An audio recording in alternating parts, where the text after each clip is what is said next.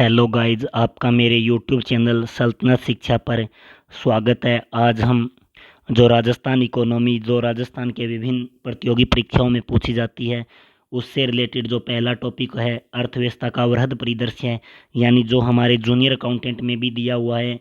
उसका जो पहला टॉपिक है वो है अर्थव्यवस्था का वृहद परिदृश्य है। और इकोनॉमिक सर्वे जो राजस्थान का आता है उसके भी पहला चैप्टर है वो भी अर्थव्यवस्था का वृहद परिदृश्य होता है। और जो ये वीडियो है इस वीडियो में मैं आपको इससे रिलेटेड नवीनतम आंकड़े बताऊंगा। और आप ये वीडियो देखने के बाद RS हो, SI हो, यानी कौन सा भी एग्ज़ाम हो उसके इस चैप्टर से रिलेटेड क्वेश्चन कर सकते हैं। और मैं आशा करता हूँ कि आपको वो क्वेश्चन करने के बाद ये वीडियो बहुत ही अच्छा लगेगा और आप ये सोचने लगोगे कि सच में इतना थोड़ा कंटेंट होने के बाद भी मैं सारे क्वेश्चन हल कर पाया। तो चलिए शुरू करते हैं अर्थव्यवस्था का वृहद परिदृश्य नामक चैप्टर। और मैं आपको पता है जैसा कि जूनियर अकाउंटेंट की तैयारी कर रहा हूँ उसके लिए मैंने ये शॉर्ट नोट्स है वो अपने हाथों से बनाए हैं, जो कि सूजस हो गया, राजस्थान का इकोनॉमिक सर्वे और अदर जितने भी टीचर्स हैं उन्होंने पढ़ाया है उस आधार के पर बनाया है। इसमें कोई भी गलती नहीं है। तो आप इसको शॉर्ट नोट्स के तौर पर तैयार भी कर सकते हैं और अपने नोट्स भी बना सकते हैं। तो हम शुरू करते हैं कि राजस्थान की GSDP यानी राजस्थान का जो सकल राज्य घरेलू उत्पाद है वो कितना है। तो पहले हम देखेंगे स्थिर कीमतों पर, यानी जो स्थिर कीमतों पर है वो 7.99 लाख करोड़ है। और जो प्रचलित कीमतों पर राजस्थान की GDP है वो 14.14 लाख करोड़ है। और ये जो हम आंकड़े देख रहे हैं ये इकोनॉमिक सर्वे जो 2022-23 यानी जो लेटेस्ट इकोनॉमिक सर्वे हैं उसके आंकड़े देख रहे हैं। और जो स्थिर कीमतों पर जो राजस्थान की GDP में वृद्धि है वो 8.19% की वृद्धि हुई है।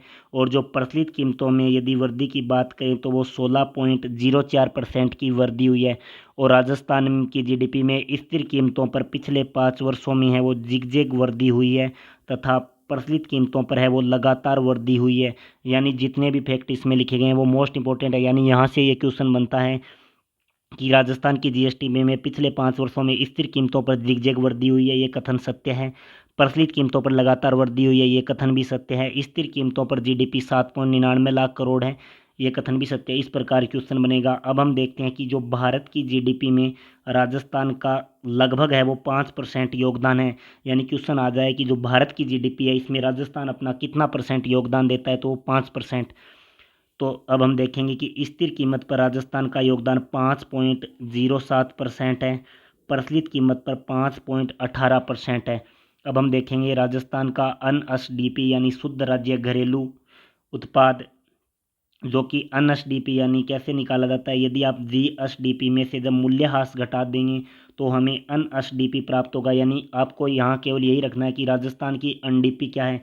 तो जो यदि बात करें स्थिर कीमतों पर 6.95 लाख करोड़ है, प्रचलित कीमतों पर 12.60 लाख करोड़ है। और राजस्थान की NDP में स्थिर कीमतों पर 8.11% की वृद्धि हुई है और प्रचलित कीमतों पर 16.10% की वृद्धि हुई है। यानी यहाँ से एक क्वेश्चन बनता है कि राजस्थान की NDP स्थिर कीमतों पर कितनी है, तो 6.95 लाख करोड़, और प्रचलित कीमतों पर कितनी है तो 12.60 लाख करोड़। और राजस्थान की NDP में प्रचलित कीमतों पर कितने प्रतिशत की वृद्धि हुई है, तो हमारा आंसर होगा 16.10% की वृद्धि। अगर आपको ये वीडियो अच्छा लग रहा है तो आप मेरे को कमेंट करके ज़रूर बताएं और आप मेरे यूट्यूब चैनल सल्तनत शिक्षा को भी सब्सक्राइब कर सकते हैं। अब हम देखेंगे सकल राज्य मूल्यवर्धन, यानी जो सकल राज्य मूल्यवर्धन है ये राजस्थान की GDP में क्षेत्रवार योगदान कितना है ये दर्शाता है।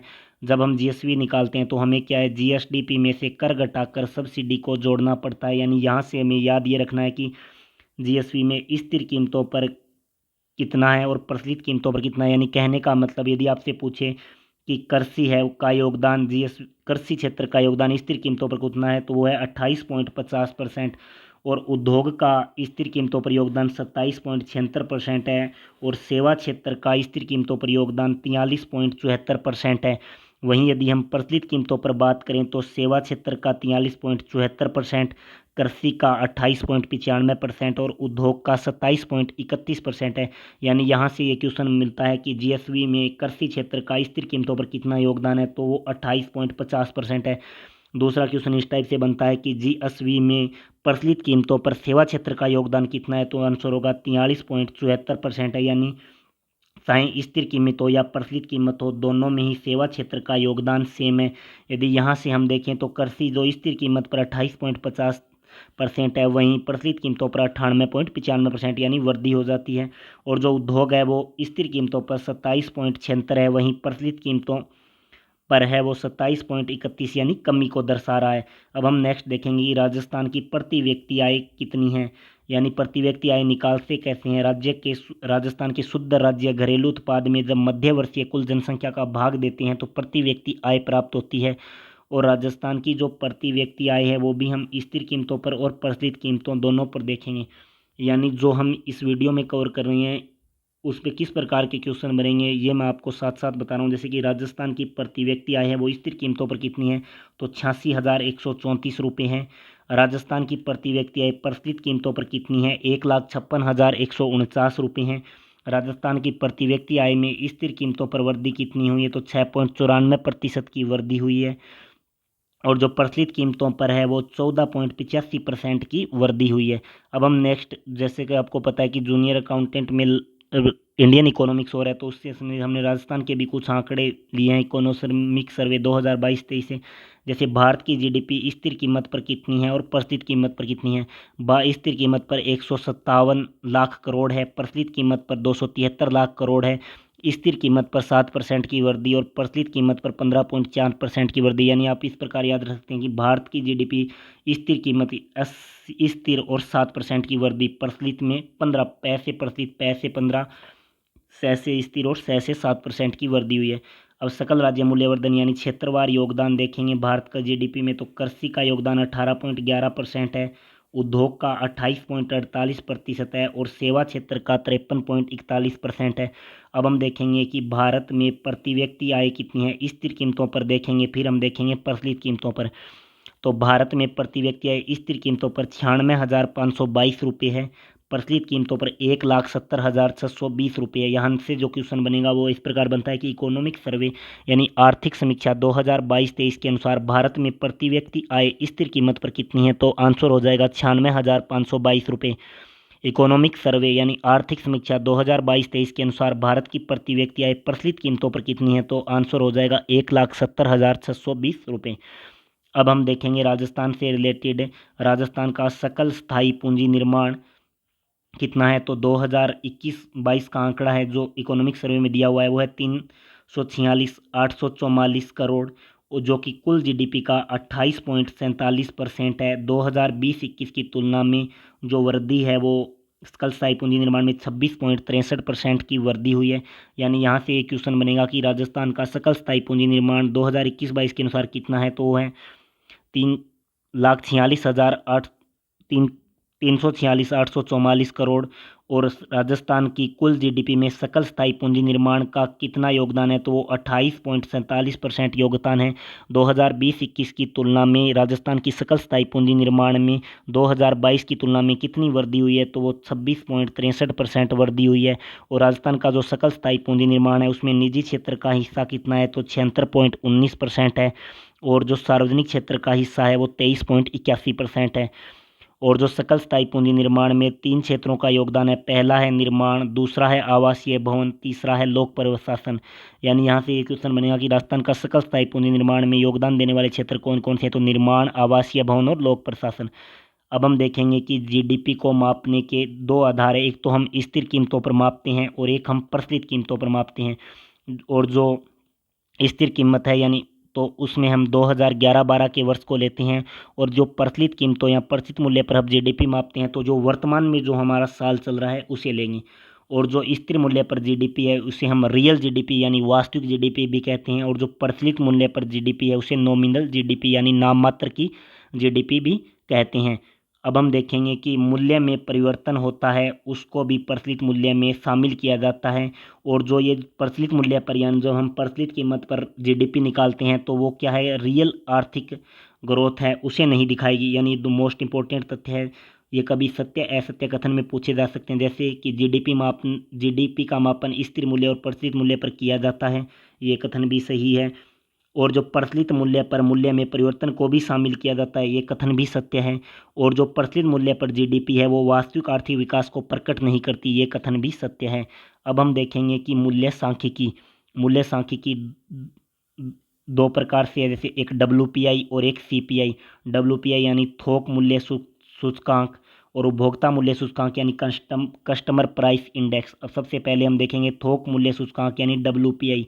और जो डब्ल्यूपीआई का आधार वर्ष है वो 1999-2000 है। डब्ल्यूपीआई है वो सांख्यिकी निदेशालय द्वारा जारी की जाती है। मोस्ट इंपॉर्टेंट है कि डब्ल्यूपीआई थोक मूल्य सूचकांक में केवल वस्तुओं को शामिल करते हैं, सेवाओं को शामिल नहीं करते हैं। और जो डब्ल्यूपीआई है वो मासिक आधार पर जारी किया जाता है और इसमें 154 वस्तुएं शामिल करते हैं। और डब्ल्यूपीआई में प्राथमिक वस्तुएं 75 है, विनिर्मित 69 है और ईंधन शक्ति वाली 10 है। और जो डब्ल्यूपीआई में सर्वाधिक वृद्धि है वो इस वर्ष प्राथमिक वस्तुओं में सर्वाधिक वृद्धि हुई है। यानी यहाँ से एक क्वेश्चन मिलता है कि थोक मूल्य सूचकांक का आधार वर्ष 1999-2000 है। थोक मूल्य सूचकांक सांख्यिकी निदेशालय जारी करता है। थोक मूल्य सूचकांक में केवल वस्तुएं जारी की जाती है। थोक मूल्य सूचकांक में कितनी वस्तुएं शामिल है, तो 154 वस्तुएं शामिल है। अब हम देखेंगे मोस्ट इंपॉर्टेंट फैक्ट है, आप इसे स्टार लगा सकते हैं, कि जो राजस्थान का थोक मूल्य सूचकांक डब्ल्यूपीआई वर्ष 2021 में 363.23 से बढ़कर 385.45 रहा, जो कि 6.12% की वृद्धि को दर्शा रहा है। ये नवंबर माह तक के आंकड़े हैं जो कि इकोनॉमिक सर्वे में दिए हुए हैं।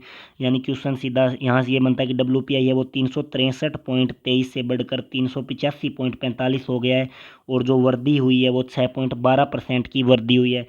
इसको भी आप याद कर सकते हैं।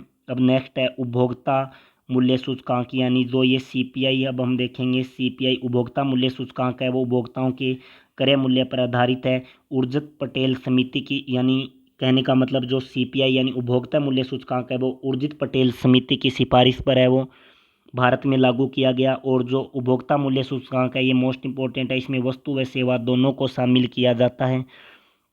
और जो उपभोक्ता मूल्य सूचकांक है वो प्रति माह 4 प्रकार के उपभोक्ता मूल्य सूचकांक तैयार करता है। जैसे पहला है औद्योगिक श्रमिकों हेतु, दूसरा है कृषि के श्रमिकों हेतु, तीसरा है ग्रामीण श्रमिकों हेतु, चौथा है ग्रामीण एवं शहरी संयुक्त श्रमिकों हेतु।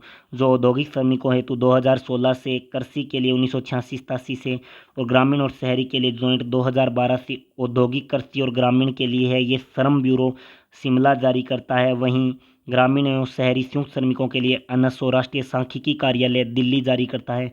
और जो उपभोक्ता मूल्य सूचकांक के आंकड़े हैं वो भारत में 88 केंद्रों से लिए जाते हैं, जिसमें राजस्थान के केवल 3 केंद्र शामिल हैं, वो है जयपुर, अलवर और भीलवाड़ा। और अलवर से पहले अजमेर था। यानी यहाँ से क्वेश्चन इस प्रकार बनते हैं कि उपभोक्ता मूल्य सूचकांक कितने सीपीआई तैयार करता है प्रति महीने? 4। औद्योगिक, कृषि, ग्रामीण एवं शहरी। इनमें जो एनएसओ दिल्ली द्वारा कौन से आंकड़े जारी किए, तो ग्रामीण एवं शहरी के ज्वाइंट आंकड़े, औद्योगिक श्रमिकों हेतु आंकड़े श्रम शिमला ब्यूरो करता है। और सीपीआई उपभोक्ता मूल्य सूचकांक में वस्तु व सेवाओं दोनों को शामिल करते हैं।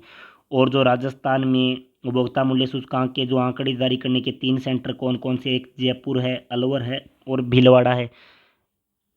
ये हम राजस्थान का जो पहला चैप्टर है इकोनॉमिक सर्वे का, या हम ऐसे बोल सकते हैं कि राजस्थान की इकोनॉमिक्स का पहला चैप्टर है, वो इस वीडियो में कंप्लीट कर लिया है।